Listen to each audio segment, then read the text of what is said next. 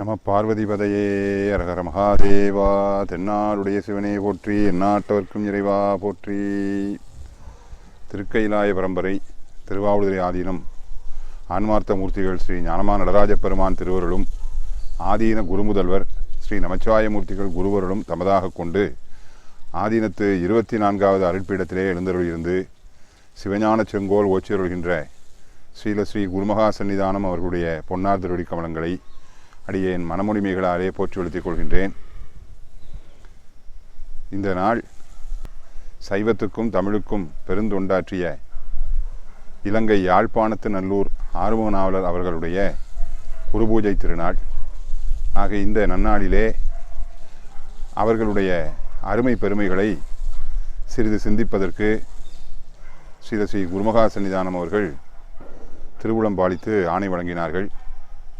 Sivapuram global சிவாகம academy, London ஆகம academy, Kallakurichi ஆதிசைவ நலவாழ்வு மையம் ஆகிய அமைப்புகள் இணைந்து இந்த நாளிலே யாழ்ப்பாணத்தினல்லூர் ஆர்மனாவலர் அவர்களை பற்றிய சிந்தனை உரைகளை நிகழ்த்தி வருகின்றார்கள். அந்த முறையிலே ஆர்மனாவலர் அவர்களுடைய பெருமைகள் அதை சொன்னால் நாம் மணிக்கணக்காக சொல்லிக் கொண்டிருக்கலாம். காலத்தின் அருமை கருதி ஒரு தொகுப்பாக இப்பொழுது நாம் காண இருக்கின்றோம். நாவலர் பெருமானவர்கள் சைவத்திற்கும் தமிழுக்கும் பெருந்தொண்டு ஆற்ற வேண்டும் என்பதை தம்முடைய வாழ்நாளின் குறிக்கோளாக கொண்டிருந்தார்கள். அதனால் அவர்கள் தமக்கென்று ஓர் இல்லற வாழ்வை அமைத்துக் கொள்ளாமல் அவர்கள் பிரம்மச்சாரியாகவே வாழ்நாள் முழுவதும் அவர்கள் வாழ்ந்திருக்கின்றார்கள். முறையாக நைஷ்டிக தீட்சை பெற்று நைஷ்டிக பிரம்மச்சாரியாகவே அவர்கள் வாழ்ந்திருக்கின்றார்கள். ஏனென்றால் அவர்கள் நோக்கம் முழுவதும் சைவத்திற்கு தொண்டு செய்ய வேண்டும் என்பது. அவர்கள் எழுதியுள்ள சைவ வினாவிடை 2ஆம் புத்தகம் என்ற நூலை பார்த்தோமானால் சைவ சமய சம்பந்தமான கருத்துக்கள் தான் இருக்கும், அவை மட்டுமே இருக்கும் என்று நாம் நினைத்து பார்ப்போம். ஆனால் நம்முடைய வாழ்க்கையிலே நாள்தோறும் நாம் செய்ய வேண்டிய பணிகள், காலையிலிருந்து பல் விளக்குவதிலிருந்து நீராடுவது, உணவு உண்பது முதலிய எல்லா பணிகளையுமே, அன்றாட பணிகள், ரொட்டீன் ஆக்டிவிட்டீஸ் என்று சொல்கின்றார்களோ, அந்த அன்றாட பணிகள் ஒவ்வொன்றையும் எப்படி முறையாக செய்ய வேண்டும் என்று வாழும் வழியை நமக்கு சொல்லியிருக்கின்றார்கள். அதில் தொடங்கி சிவபெருமான் திருக்கோயிலே எவ்வாறு நாம் வழிபட வேண்டும், சிவாலய தரிசன விதி சொல்லியிருக்கின்றார்கள். இந்த காலத்திலேயும் நமக்கு பல சந்தேகங்கள் திருக்கோயிலில் வழிபாடு செய்வதில் இருக்கின்றன. உதாரணமாக சண்டேச நாயனார் வழிபடும் போது கை தட்டலாமா தட்டக்கூடாதா, சிலர் கை தட்டினாதான் அவருக்கு கேட்கும் அப்படிலாம் சொல்கிறாங்களே அப்படின்னு சொன்னால் அது தவறான விளக்கம் சிலர் கொடுப்பதை வைத்து கை தட்டவே கூடாது என்ற கருத்தும் எழுந்துள்ளது. ஆனால் நாவலர் அவர்களுடைய சைவ வினாவிடை 2ஆம் புத்தகத்தை பார்த்தோம் என்றால் தாளத்திரயம் என்ற பெயரிலே மெதுவாக கை தட்ட வேண்டும். ஏனென்றால் அவர்கள் நிஷ்டையிலே இருக்கின்றார்கள். சண்டேச நாயனார் மெதுவாக தாளத்திரயம் என்று 3 முறை கைகளை தட்டி இந்த தரிசன பலனை தந்தருளுமாறு அவர்களிடம் விண்ணப்பித்துக் கொள்ள வேண்டும் என்று அருமையாக விளக்கம் தந்திருக்கின்றார். அதே மாதிரி ஒரு சைவனாக இருக்கப்பட்டவன் என்னென்ன விரதங்கள் சைவ சமயத்திலே உள்ளன என்பதை தெரிந்து கொள்ள வேண்டும். ஆக சைவ சமயத்தில் உள்ள விரதங்களை எல்லாம் குறிப்பிட்டு ஒவ்வொரு விரதத்தையும் எந்த நாளிலே எவ்வாறு அனுஷ்டிக்க வேண்டும் என்பதையெல்லாம் விளக்கமாக எழுதியுள்ளார்கள்.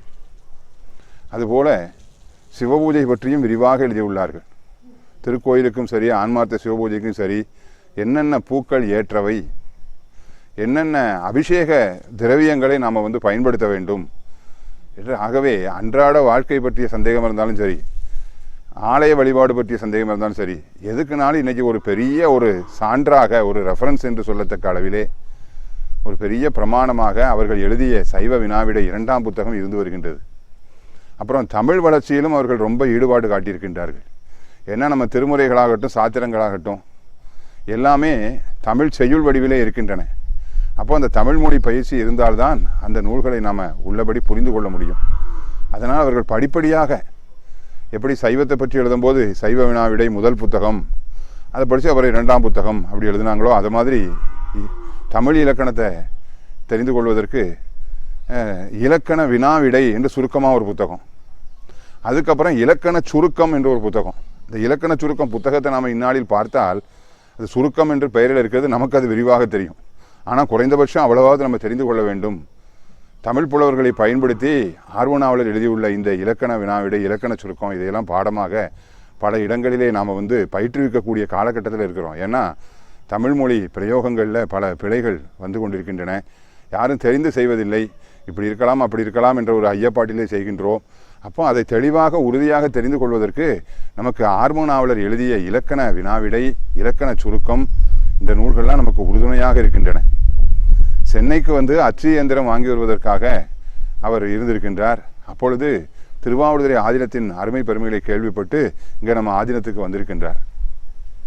வந்திருந்து அது திருவாவடுதுறை ஆதீனத்திலே 15வது குருமகா சன்னிதானம் ஸ்ரீலஸ்ரீ அம்பலவான தேசிக பரமாச்சாரி சுவாமிகள் தற்போது அருளாட்சி செய்து வரும் 24வது ஸ்ரீலஸ்ரீ குருமகா சன்னிதானம் அவர்களுக்கும் அதே திருநாமந்தான். 15வது குருமகா சன்னிதானுடைய அருளாட்சி காலம். 15வது குருமகா சன்னிதானம் அவர்கள் சாத்திர தோத்திரங்கள் எல்லாவற்றிலும் அவர்கள் தோய்வுடன் இருந்ததை நாவலர் அவர்கள் அறிந்து மெய்கண்ட சாத்திரங்களிலும் திருமந்திரத்திலும் தமக்குள்ள ஐயங்களை மகா சன்னிதானம் அவர்களிடம் கேட்டு தெளிவு பெற்று கொண்டார் என்று ஆதீன குரு பரம்பரை விளக்கத்திலே செய்தி பதிவாகியுள்ளது.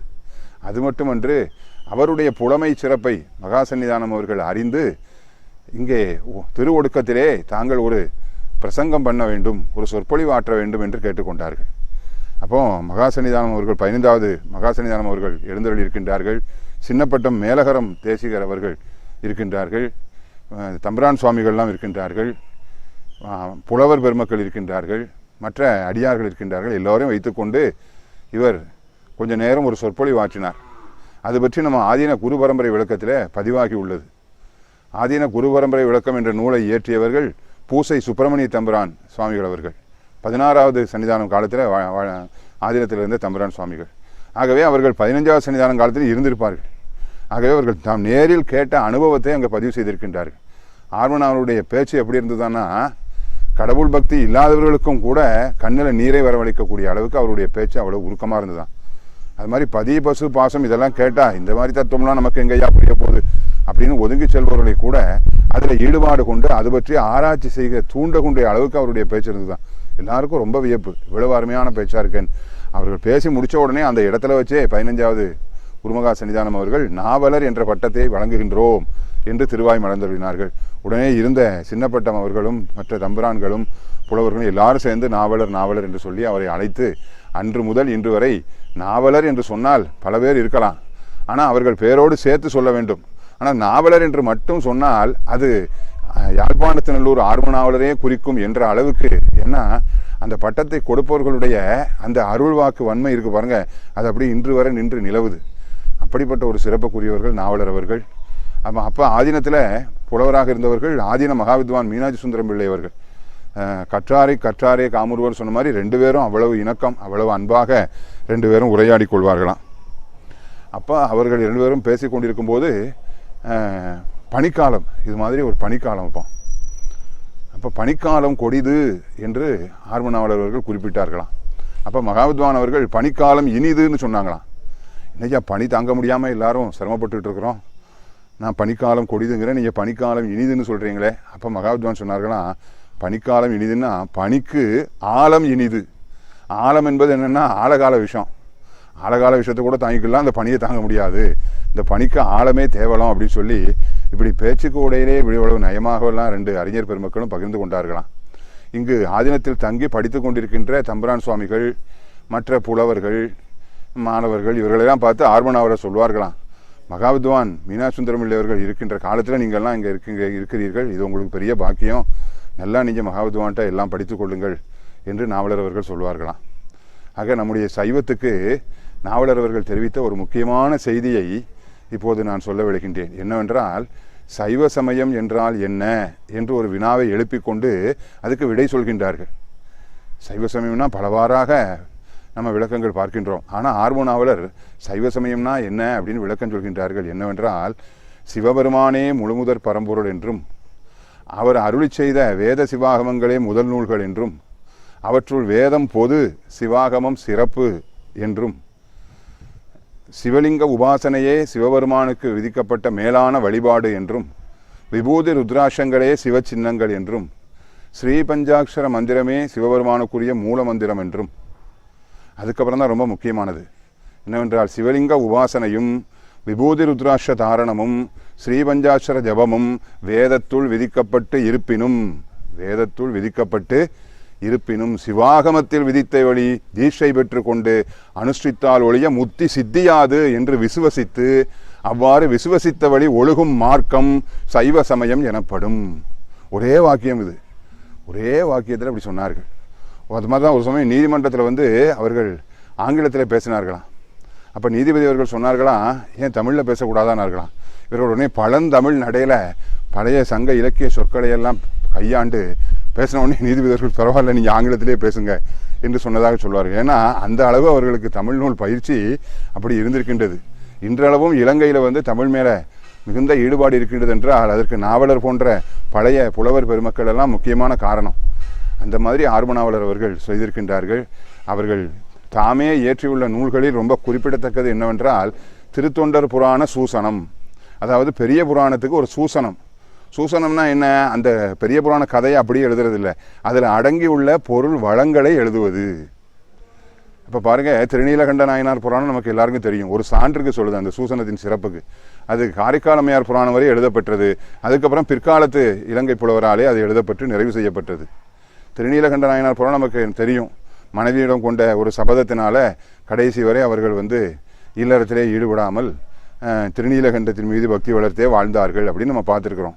ஆனால் இவர்கள் அந்த பெருமையை சொல்லும் போது தான் திருநீலகண்ட நாயனார் பெருமை எவ்வளவு உயர்ந்தது நமக்கு தெரியுது. இவர்கள் அதை எப்படி எழுதுகின்றார்கள் அந்த சூசனத்தில் அப்படின்னா, பழைய திரேதா யுகம் போன்ற புண்ணிய யுகங்களிலே சாதாரண மனிதர்கள் அல்லாமல் முனிவராக இருந்தவர்கள், அதிலும் வயது அதிகமாக இருப்பவர்கள், மேனகை போன்ற மாயை போன்ற பிற மாதர்களினால் மயக்கம் ஏற்பட்டு அவர்கள் மீது விருப்பம் வைத்தார்கள். எப்போவும் புண்ணிய யுகங்களில், திரேதா யுகம் கிருத யுகம்லாம் புண்ணிய யுகம், துவாபர யுகம்லாம் புண்ணிய யுகங்களில் இவர்களுக்கும் வயதாயிட்டது. ஆனாலும் இந்த மாதிரி சில சந்தர்ப்பங்களில் தடுமாறி இருக்கின்றார்கள். ஆனால் நாயனார் அவருக்கு வயதும் ஆகலை, இளமை காலம், புண்ணிய யுகம் இல்லை கலியுகம், பாவங்களா பரவாயில்லை அப்படின்னு சொல்லி ரொம்ப கண்டிக்காத ஒரு யுகம் இந்த கலியுகம். அந்த கலியுகத்தில் இளமை பருவத்தில் வேறு தேவலோக மாதர் மற்ற மாதர்களில் தம்முடைய மனைவியோடே வீட்டிலே தனியாக இருந்தும் திருநீலகண்டத்தின் மீது அவர்கள் இட்ட சபதத்தின் காரணமாக அந்த மனைவியையும் நினைத்து பார்க்காமல் வேறு யாரையும் நினைக்காமல் திருநீலகண்டத்தையே நினைத்து வாழ்ந்தார்னு நாவலர் எழுதும்போது தான், இவ்வளவு ஆழ்ந்து சிந்தித்து அவர் எழுதும்போது தான் நமக்கு திருநீலகண்ட நாயனாருடைய பெருமை நமக்கு தெரியுது. எத்தனையோ இடங்களில் திருநீலகண்டரை பற்றி நம்ம கேள்விப்பட்டிருக்கோம். இது மாதிரி தான் ஒவ்வொரு நாயனாருடைய சிறப்பையும் எழுதியிருக்கின்றார். அந்த மாதிரி சிறந்த நூல்கள் செய்தவர். நம்ம திருவாவடுதுறை ஆதீனத்தில் மிகுந்த ஈடுபாடு கொண்டவர்கள். நம்ம திருவாவடுதுறை ஆதீனம் சைவத்துக்கும் தமிழுக்கும் எவ்வளவு அரும்பணிகள் செய்திருக்கின்றார்கள் என்பதை இவர்களுடைய பதிப்புகளை வச்சே தெரிஞ்சு கொள்ளலாம்.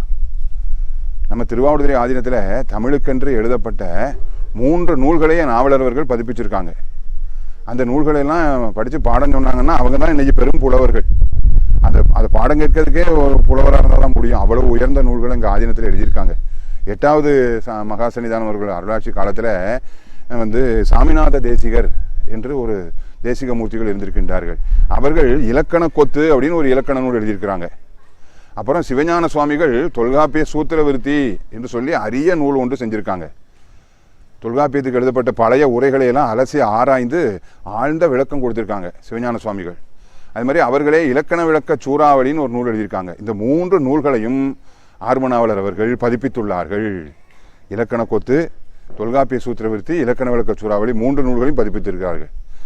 அது மட்டுமா, நன்னூல் என்பது பிற்காலத்தில் ஒரு இலக்கண நூல். இன்றைய வரைக்கும் எம்ஏ தமிழ் படிக்கிறாங்கன்னா அவர்களுக்கு நன்னூல் பாடமாக இருக்குது. யார் உரையோட பாடமாக இருக்குது அப்படின்னா நம்ம ஆதீன புலவர் சங்கரநமச்சிவாய புலவர் எழுதிய உரையோடு தான் பாடமாக இருக்குது. அதுதான் இன்றைக்கி அத்தாரிட்டியான உரை. அவர்கள் இப்போ சொன்ன பார்த்தீங்களா சாமிநாத தேசிகர், அவர்களிடம் தமிழ் கற்ற மாணவர். அவர்கள் ஆதீன புலவராக விளங்கி நன்னூலுக்கு உரை எழுதினார்கள். அந்த உரையில் ஆங்காங்கு சிவஞான சுவாமிகள் சில திருத்தம் செய்தார்கள். அது விருத்தி உரை என்று சொல்லப்படும். அந்த விருத்தி உரையையும் ஆர்மனாவலர்கள் பதிப்பித்தார்கள். இதெல்லாம் அவர்கள் பதிப்பித்த திருவாவடுதுறை ஆதீன தமிழ் சம்பந்தப்பட்ட நூல்கள். சைவம் சம்பந்தப்பட்ட நூல்கள்னா சித்தாந்தத்துக்கும் திருவாவடுதுறை ஆதீனம் ஒரு பெரிய நிலைக்களமாக இருக்குது. அப்படின்னு காட்டுகின்ற முறையில் சிவஞான போத சிற்றுரை, சிவஞான போதத்துக்கு சிவஞான சுவாமிகள் எழுதிய சிற்றுரை, அது பேர் தான் சிற்றுரை, அதுவே ஒரு பேருரை தான், அதை பதிப்பித்தார்கள். அதுபோல் சிவஞான சித்தியார் என்ற நூலுக்கும் சிவஞான சுவாமிகள் எழுதிய உரைகளை பதிப்பித்தார்கள். ஆக தம்முடைய வாழ்நாள் முழுவதும் மாணவர்களுக்கு பாடம் சொல்வதிலும் சிறந்த சைவ நூல்களின் தமிழ் நூல்களின் பதிப்பிப்பதிலும் சைவ சமயத்தை தானும் பின்பற்றி மற்றவரிடம் பரப்பியும் அரும்பணிகள் செய்த ஆர்மனாவலர் பெருமானுடைய குருபூஜை நாளாகிய இன்று அப்பெருமானை நினைந்து நாம் போற்றி திருவருளும் குருவருளும் பெற்று உய்வோமாக. திருச்சிற்றம்பலம்.